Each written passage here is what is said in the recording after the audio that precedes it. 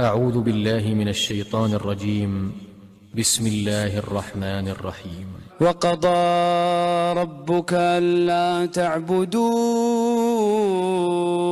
إلا إياه وبالوالدين إحسانا إما يبلغن عندك الكبر أحدهما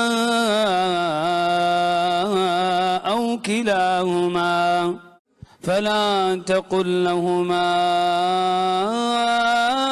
أف ولا تنهرهما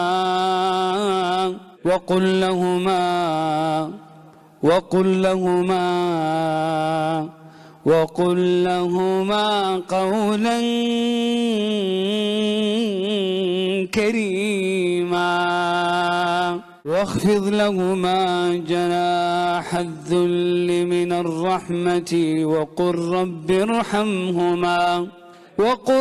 ارحمهما كما ربياني صغيرا